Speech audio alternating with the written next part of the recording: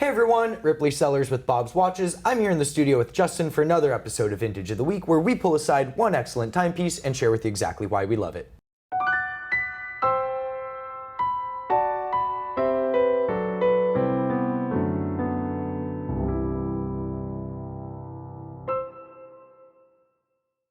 All right, Ripley, we got something great today. And it's not a Rolex. It's not a Rolex. I'm very excited to get into it, so let's do a wrist check so we can get right to it. What are you wearing today? Well, I got the memo, and I am wearing a Breitling Navitimer. Love it. I would be lying if I said this fit my wrist, but I wanted to have a modern comparison.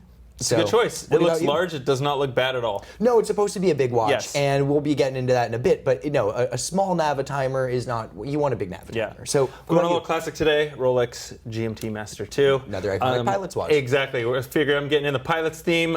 So yeah, good choice. Excellent. All right. Well, let's get right to it. So vintage Navitimer.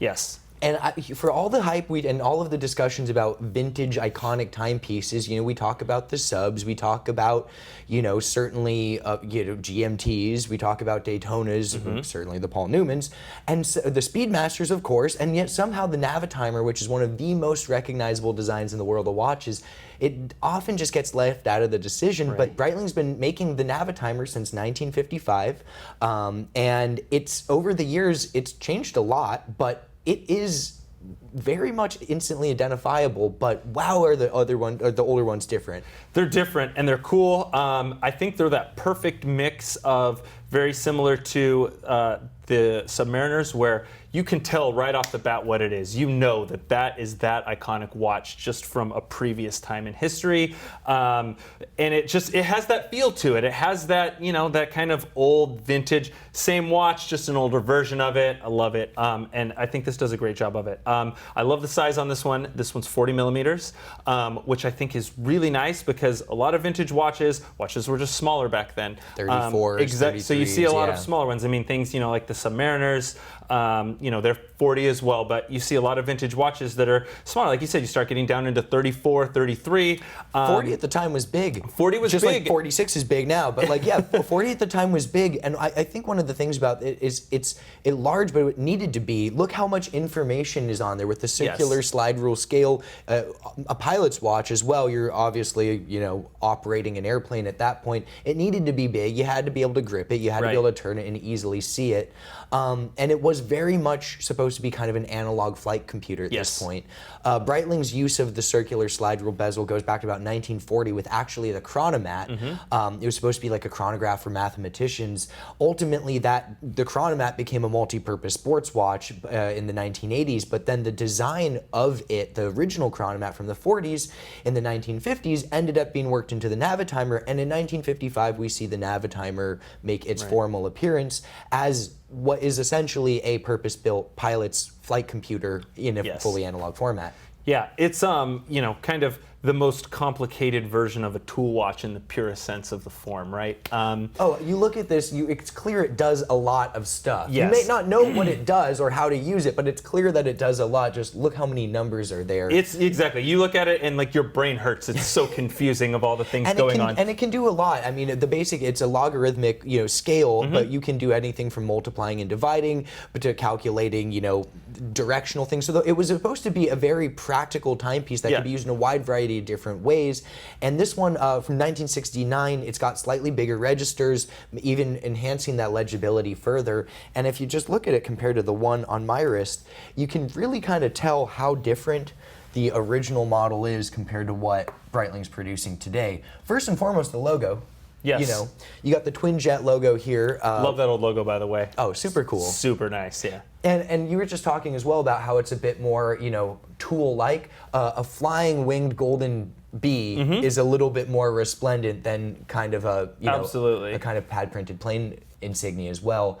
But then also just look at just the dial furniture itself. It's all printed, dials are recessed and snailed, but this, you got applied markers. It's a much more glitzy overall watch. Yeah, absolutely. And this example is also in fantastic shape.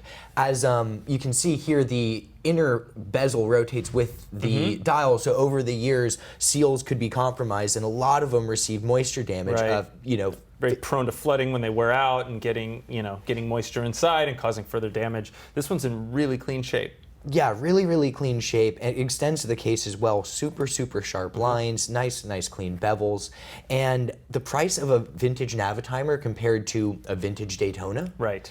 And when you think about Rolex's history as a manufacturer of chronographs relative to Breitling's, who basically invented the 2-button chronograph. Like, Breitling's like the granddaddy of the modern chronograph watch.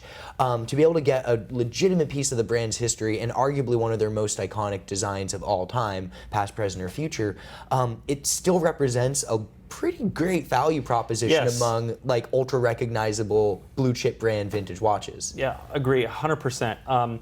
I think it's a great proposition to add to your vintage collection. Like you said, Rolex gets, they get the spotlight. There's just so many amazing vintage Rolexes out there. They're so collectible.